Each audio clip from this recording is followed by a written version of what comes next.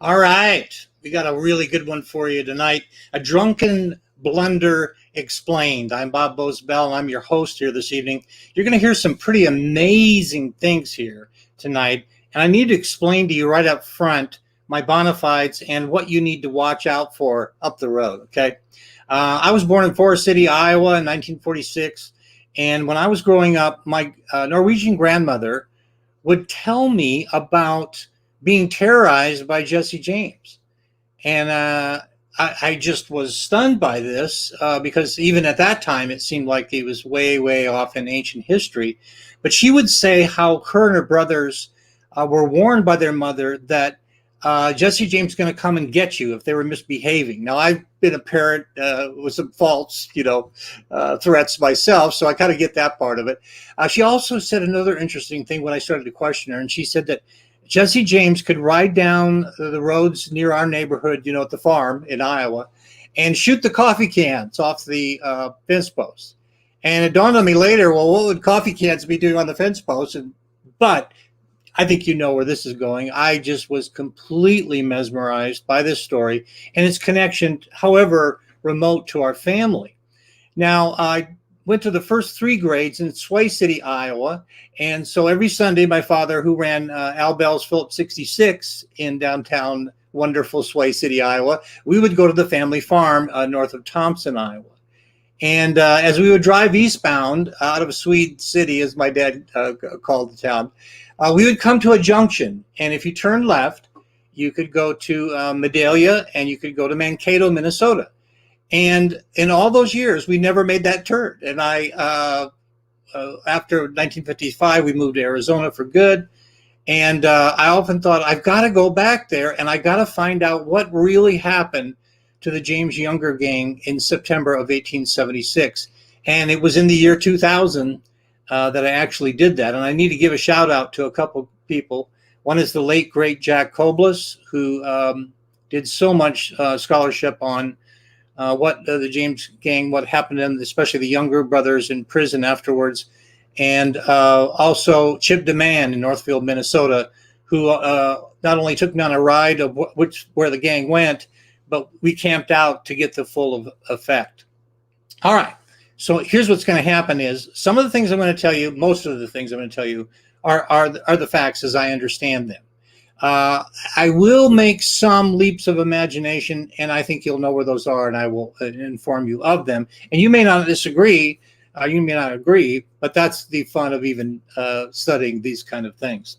Let's go back to the summer of 1876. The nation's celebrating its centennial in Philadelphia. Custer just died at the Little Bighorn battle, and Missouri's premier outlaws, the James Younger gang, had just robbed a train, and they had a little extra money. And so they thought, let's go on a little fishing trip, and let's go north. People are always expecting us to rob banks in Missouri and in the South, but let's go north. And they had a little bit of a motive, or so the stories tell us, that two generals, in fact, Union Army General, Major General Adelbert Ames and General Benjamin the Beast Butler, had moved to Northfield in 1876, and Cole Younger claims he found out that Butler was putting $75,000 in the Northfield, Minnesota bank, and so that may have been the motive for them to go that far from their native state. But I have a hunch that they had a little extra cash and they wanted a road trip, and they headed up to Minnesota. Now, what's interesting is they cased out numerous banks in southern Minnesota, including banks in Minneapolis, Red Wing, St. Peter, St. Paul, Medalia, Mankato, Red Crystal, St. James, Garden City, and of course, Northfield. In fact, after some drinks, they decided that they were going to hit the bank in Mankato. And on September 4th, 1876, 8 robbers rode into town, but they were immediately alarmed at how many workers and farmers were on the streets of the town. And so they called it off and didn't go. They went up the road to Northfield. In fact, it's a road that they took that they would make coming back very quickly under completely different circumstances. But they made it to Northfield. They cased out the place. Excuse me. And on September 7th, 1876, they went into town early to case out the place, and they were at a cafe to see how the locals were acting up there. Now, they already had a conceit, as many Southerners to this day do, that these Norskis would not fight back, and there was going to be a cakewalk, and that they would be able to just get the money, use all the techniques they had learned from Bloody Bill Anderson and Quantrell, and that they would waltz away with the $75,000. That was their pipe dream. So it didn't quite go that way, and that's what this talk is mainly about, is all the things that could go wrong. And some of them are so bizarre, if you saw them in a movie, you wouldn't believe it, okay? So let's get to the narrative of their plan and what actually happened. So first thing that happened is 3 riders rode up Division Street and parked their horses right adjacent to the First National Bank and tied them on a hitching post. And then they walked down to the corner and they set on some dry goods boxes and chatted with the locals. Well, the locals were kind of put off by, first of all, 3 riders, all with matching linen dusters. That got everybody suspicious right off the bat. Then another 2 riders came up from the south, and that was Cole Younger and Clell Miller.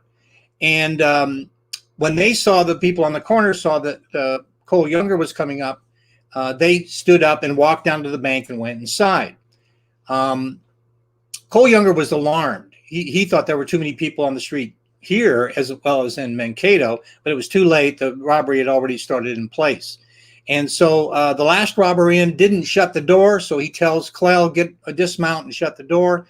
And he got off and faked like he was working on a cinch, to cinch it up. And as that happened, a local ran down the street and just boldly went right up to the bank window and looked in and saw exactly what was happening. And he Clell Miller grabbed him and said, "Look, you son of a bitch, don't you holler." And the local just ripped it out of his arm and started running. And he says, "Get your guns, boys. They're robbing the bank." That was a turn right there that they did not expect. And it didn't help anything that it was hunting season, so that everybody had a rifle or a pistol or some sort of armament nearby, and they all ran to get them.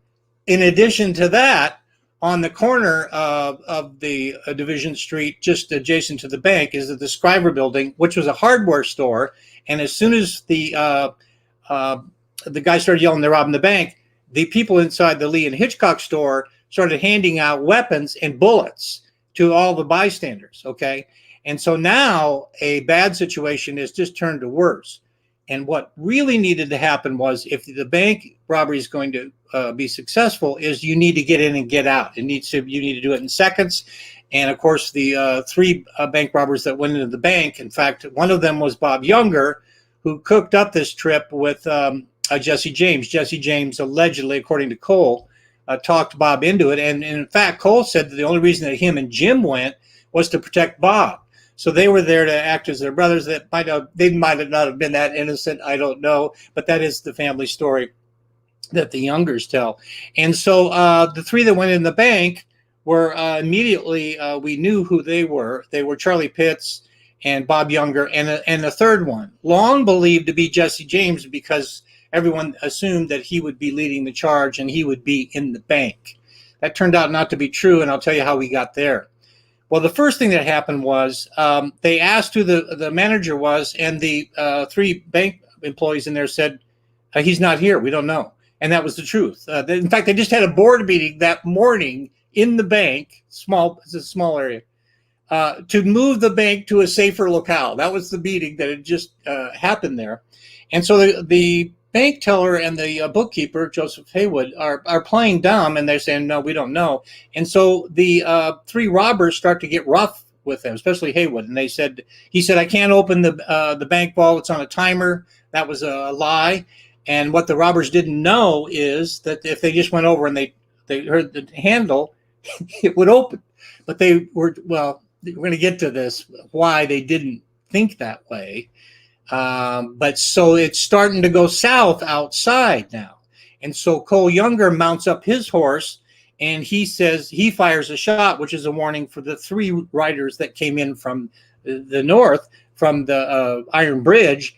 And that would be the three riders there. Their job was to put their reins in their teeth, pull their pistols, and start firing at everyone who came out and to try to threaten them to go inside. This had worked all over the South. And they, of course, learned this from Quantrell. So they were well trained. They knew how to do this. The only problem was the locals didn't get in. Okay, they came out with everything they had. And A.R. Manning, one of the people who went in, and he was given a rifle he had never fired before, a Remington one-shot. And he steps out on the street, and another guy's behind him, and he's got a bird plunker. It's just got bird shot in it. Clell Miller tries to get back on his horse after telling the guy that not to holler. And as he mounts up, he comes straight up, and somebody from the corner fires, and he's hit in the face with bird shot. And he goes down. He's temporarily stunned in the middle of the street. Now Cole is trying to get everybody to move in. Nobody is. Everybody's coming out with everything they've got. Flintlock rifles, bird plunkers, all kinds of mismatched ammunition and everything. There's a kid home from college in the Dampierre Hotel across the street. He's in the lobby. He hears the firing. He goes up to the desk and says, "Hey, can I have that rifle behind there's a Civil War rifle up behind the guy's head." Okay. And he goes, "Yeah, do you have any bullets for this?" And he goes, I think we got some bullets down here. And he reaches under there and he gives him, "Yeah, try these." He runs up the stairs now, and he's on the second or third floor. We don't know exactly where he was, but he's upstairs in the Dampierre Hotel, and he fires. He fires once at the three riders in Mill Square and just misses Jim Younger. And this old rifle has a boom to it, and it goes right by Jim's head. And Jim's, freaked out. What the heck is going on? So then Cole rides over to the door of the bank and says, hurry up, we're having a police hurry. And so A.R. Manning with that Remington, he looks around the corner and he sees Bill Chadwell riding on the street, and he takes aim and shoots him right in the chest, and he falls off the back of his horse, shot dead right on the street. Cole Younger goes over and tries to turns him over and sees the dead stare of his friend looking up at him. And by the way, he was supposed to lead them out of. He was the Minnesota boy in the robbery, and later authorities found the map in his pocket, and so that's he couldn't have got the worst guy for the if you're sympathetic to the gang. So Clell Miller tries to rejoin the thing with his face all bloody from birdshot, and he's shot across the shoulder, and he goes down. And finally, Cole goes over for, I believe it's the third time, to the bank door and yells in and says, "For God's sake, come out. They're shooting us to pieces out here." Okay? And so finally, the robbers, they hear a shot from outside. They hear the shot inside the bank, and the three robbers come out. Bob Younger's in the lead, and he sees the problem, the threat down at the corner where A.R. Manning's just picking everybody off. So he starts to run down to that corner, and they're playing hide and seek between the stairs there. And across the street is the college kid upstairs with the borrowed rifle, and he has a dead aim right on Bob Younger and fires, and Bob Younger is hit in the elbow, breaking his arm, and he goes down. And so now all the outlaws come out that are still standing, and they get on their horses and they ride down Division Street, and only Cole Younger, who will not leave his brother, rides into this hornet's nest of bullets, okay? And he rides over to Bob and tries to encourage him to get up. And as he's doing that, one of the bullets, he's already been hit in the hip, okay? A.R. Manning hit him in the hip with that Remington, and so he's wounded already. And so as he's trying to get Bob Younger to get up behind him, okay, one of his reins is shot. He has to steer his horse with his legs because his reins are gone. A chunk of his saddle on the back is blown up. He's hit in the shoulder and the side, and he finally gets his brother Bob up in the saddle. He's barely conscious because he's lost blood. He has a broken arm, and they ride out of town. Now, they survived the Battle of Northfield, but the most incredible ride is yet to come. Okay.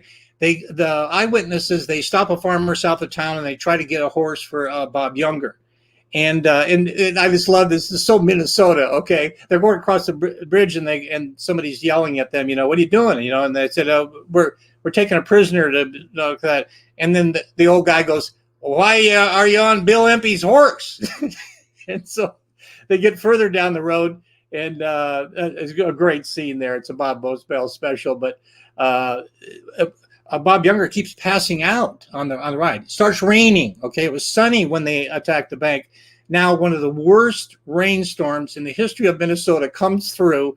It chokes all the roads, and they're riding and they holding up Bob Younger in the saddle. And this farmer comes in a wagon, and he says, "What are you guys doing?" And they said, "We have a prisoner, and we're taking him to the jail." And the farmer points the other way and says, "Isn't the jail that way to Faribault?" And they did this all the way down the way. In fact, the bluffing that Cole Younger did is just nothing short of amazing. He would often say, "We're the authorities," and he had such command that they would. So now there's 1,000 people out because there's a $10,000 reward, almost $3,000 a man in some places. That's the rumors. Okay, they never paid that. But everybody, it's hunting season, so everybody's out. And so this Civil War general comes in and they command to block all the streams. They're on every bridge. They can't get across them. And on the fly, the James Younger gang comes up with this strategy, which I just think is so incredible. They would sneak up on a crossing, and it was just bristling with armed men waiting for the robbers to come this way. And so they would do a very clever ploy, which they probably learned in the Civil War. One of the riders would go out and give a rebel yell and then fire right at them, okay, and then ride back and hide. Well, immediately, everybody on the bridge would come unglued, and then they were sitting there cold and shivering and waiting, and they would wait, and then would finally go, I think we need to go get some help. And so they would all leave, and then the James Younger gang would just ride across the bridge. And this happened over and over again. It was just an outrageous phenomenon that they were able to pull those kind of audacious things. They were unhorsed about halfway beyond Millersburg, I believe it is. Russian Hill might be. They lost their horses, and they had to leave them. And so now they're on foot. And they kept going, and they made it all the way down to outside of Mankato, and they kidnapped a kid in a field to try to get him to take them through Mankato, the safe way through the town, and which they did. And then when they got to the other side, they had to go across the bridge. It was a huge bridge across the river south of Mankato. And Cole Younger walked across that bridge. Walked across the bridge and walked right up to the guys that are there guarding it. And he says, "Yeah, we're about to get those robbers up back there." And he just bluffs his way through. They go right through there. But here was a linchpin moment. So Bob Younger was allegedly one of the co-conspirators with Jesse James. And they have the kid who guided them safely through the Mankato. And Jesse James says to Bob Younger, "We need to kill that boy because he's going to go tell." And that made Bob Younger very upset. And they were all sitting there. And Jesse James allegedly said, "It's your choice." And he looked at the boy and he said, "I don't think you're going to tell anybody, are you?" And the boy, "No, I'm not. No, I'm not." So they let him go, and he went immediately to his dad, and he confessed, and they went to the sheriff's office. Now they had a sheriff's. Jesse was right. It would have been a brutal, awful thing to do, but the kindness or the humanity that Bob Younger had left. They were jumped at Minneopa Falls by a posse. They left behind a rubber raincoat. I love the details on that. A half-cooked chicken. And at some point in there, James and Frank, and probably because of that incident, James said to Frank, "We're going. These guys are losers. They're not going to make it. We've got to go."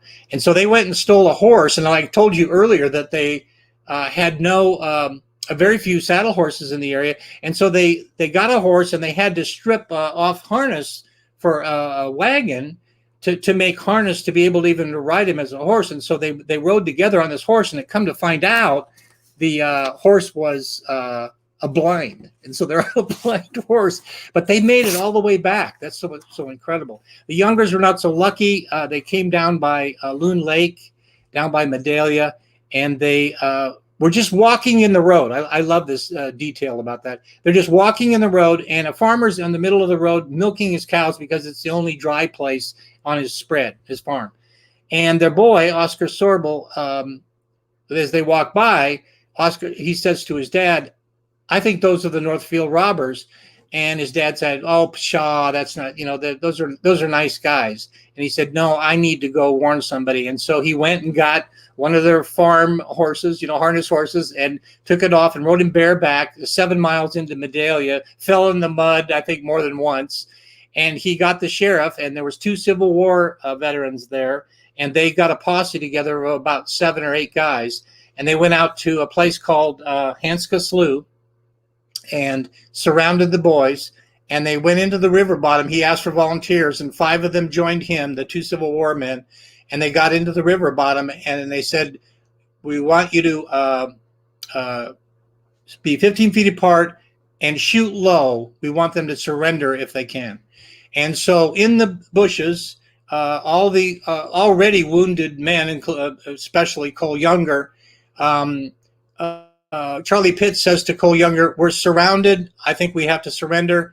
And Cole Younger allegedly said, "This is the day Cole Younger dies." And Charlie Pitts says, "I can die as game as you can, Captain." And he stood up and fired at the posse. And Sheriff Glispin went down on one knee and shot him right in the chest. So much for shooting low, but you know how that goes. So now the firing comes general. They're just in the cover is just not, it's just elm tree, parts of plants. It's just really, I've been there. It's really not a place you'd want to be surrounded in. And so everybody shot up. Cole Younger takes a shot, goes in through his jaw and lodges next to his eye. He's already been shot 5 times, right? By the time this is over, he has 11 wounds. Okay, his eyes swollen shut. And Bob Younger says, "Everybody's down but me. I want to surrender." And so he said, "Put your hands up where you can see him." And he says, "I can't put my hands up. My arm is broken." And he said, "Well, come out with whatever you got and put your hand up." And so he steps out, and some posse member who, was being a posse member from Medallia, Minnesota, shoots Bob Younger in the chest. And so now the posse comes in, and Bob says, "I was surrendering and you shot me." So Cole Younger rolls up like a hibernating bear, and he's going, "Come on, you sons of bitches, I'll fight you." And he can't even get his hands up, okay? And he's got his eyes shut, and he's got wounds all over his body. And they back off. He's going to fight them all. And one of the brothers says, "Cole, they're going to hang us if you don't cool it." And he said, I don't care. I'd rather hang today than tomorrow." And so they brought down a wagon. They put all these wounded guys shot to pieces, okay, into the wagon. And as they came up onto the banks, you could they all saw how badly they were wounded. And Sheriff Glispin came over and put his hand on Jim Younger's shoulder, and he said, "This is awful, boys, but you see what lawlessness has brought you," which I just think that is just a fabulous line. Now, the Youngers expected to be lynched. They thought for sure they would be killed. But once again, the Minnesota people were so nice. The women brought food. They came and prayed with them. They couldn't believe the hospitality of these guys. And this comes back to what undid the raid, okay? Because the Youngers were sentenced to life in prison. Cole served 25 years before he was pardoned. And late in life, he admitted that 3 of the men who went into the bank had shared a quart of whiskey. And the bank teller later testified, "I could smell the stink of liquor on them, and I thought we were dealing with drunks, and that's why we didn't cooperate." Boy, howdy, that's what did in the thing. And so I was wondering, how would that happen? How would how would be the mindset that these veteran outlaws would be so confident that they could share a quart of whiskey and waltz through. And it happened when I was on the research trip with Jack Koblis. We were on our way to Northfield to see the reenactment, which they do every year, and you need to see it. It's absolutely fantastic. If you think the OK Corral fight reenactment is good, you got to see the Northfield, Minnesota reenactment, because 3 men fall off horses and die right on the streets. Okay, it's really, really accurate. And so we were on our way down there, and I said, "Hey, stop at this convenience store. I want to get some coffee." And so I get there. Oh, I got somebody here. Oh, you've heard this? You're tired of hearing about the James Gang? Is that what you're saying? That's Uno. He's heard this story so many times. Here's the punchline. Yeah. Give me a break, okay? I'm telling them a story. They're gonna believe half of it. Yeah, I know you don't believe it. Yeah, be quiet. So here's the deal.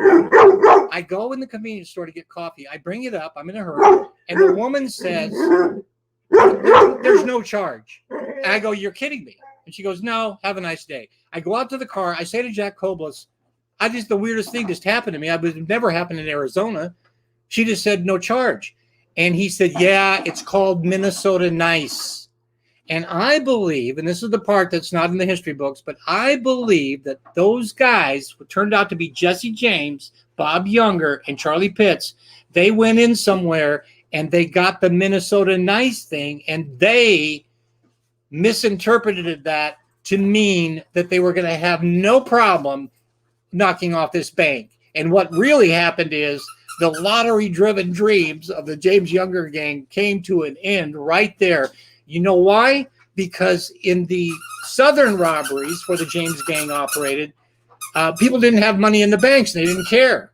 But in Minnesota, in Northfield specifically, everybody who shot at them had money in that bank. That's what you probably didn't know before today.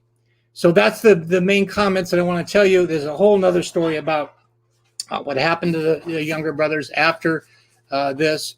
But let's take a couple questions. I've heard a story that Jesse might have played cards with Billy the Kid in Clayton, New Mexico, while hiding out. Have you also heard of this? Yes, we've all heard that they met in Las Vegas. New Mexico is the place that usually gets mentioned. I don't think it's true. What happens is after these guys die and stuff is everybody wants to put them together. It would be nice. I don't believe that particular thing. I do have a dog named Uno who is being a goober right now, and my wife should have taken care of this, but here we are.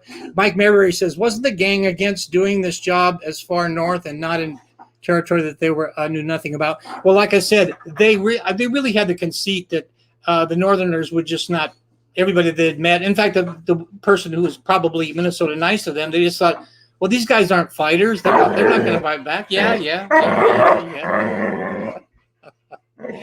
Any other questions we got here? I wanted to say that one of the things I'm so proud of is that in our book on Classic Gunfights 2, we have got a map that the estimable Gus Walker, the Mapinator, put together with Jack Koblis.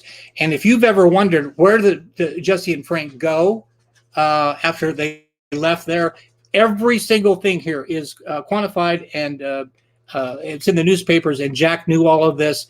And I am so proud of this, and including all the other maps, because as you know, it's so hard to understand these events, especially when it's multiple people fighting and this person did that and this person did that.